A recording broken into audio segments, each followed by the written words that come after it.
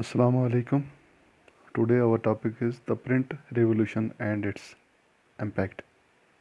After wood block printing, the Gutenberg developed a first printing press in 1430s. In the 100 years between 1450 and 1550, printing presses were set up in most countries of Europe. Printers from Germany traveled to other countries seeking work and helping start new presses. As the number of printing presses grew, book production boomed. The second half of the 15th century saw 20 million copies of printed books flooded the markets in Europe. The number went up in the 16th century to about 200 million copies. This shift from hand printing to mechanical printing led to the print revolution. It transformed the lives of people, changing their relationship to information and knowledge, and with institutions and authorities. It influenced popular perceptions and opened up new ways of looking at things. जहाँ तक print revolution का तल्लुक है, Gutenberg ने 1430s में printing press develop किया. जब ये China से जर्मनी में गया तो लगभग 100 साल में पूरे यूरोप में बहुत सारे प्रिंटिंग प्रेस जो थे वो सेट हुए और लगभग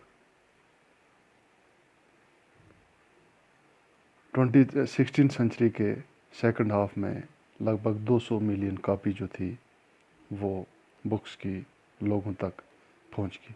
तो इस तरह प्रिंट कल्चर में एक नया रेवोल्यूशन जो था वो लोगों के सामने पेश आया. यानी कि लोग जो थे अब वो पढ़ने के आदी बन गए. तो अब किताबें जो थी वो यानी कि कम कीमतों पर लोगों के सामने आने लगी, जहाँ पर बहुत ज़्यादा यानी कि टाइम लगता था, वक्त लगता था, मेहनत लगती थी, उसके बजाय अब पैसा भी बहुत कम लगता है और मेहनत भी बहुत कम लगती है और बहुत ज़्यादा कापीज़ जो थी वो लोगों के सामने यानी कि आने लगी. तो जिससे मार्केट में एक यानी कि इनकलाब जैसा आ गया और दिन ब दिन पढ़ने वालों की तादाद जो थी ये इंक्रीज़ होने लगी, बढ़ने लगी. तो इस तरह से किताबें जो थी ये लोगों के अंदर एक रीडिंग कल्चर जो था इसने आम कर दिया.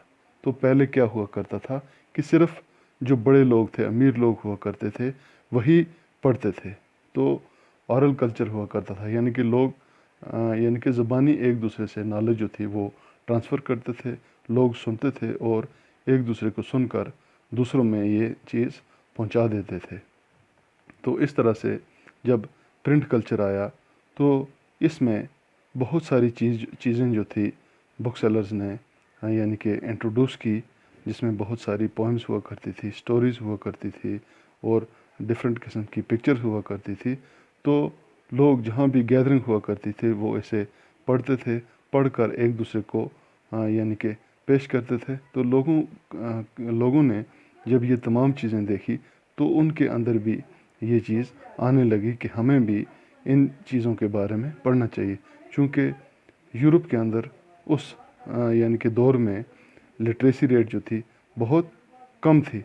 तो बड़ी यानी कि मेहनत से पब्लिशर जो थे वो आम लोगों को परसुएड करते थे, आमादा करते थे और आम लोग जो थे उन्होंने इस यानी कि प्रिंटेड कल्चर का, प्रिंटेड बुक्स का वेलकम किया और लोग जो थे खुशी खुशी से उन्होंने इन किताबों को पढ़ना शुरू कर दिया.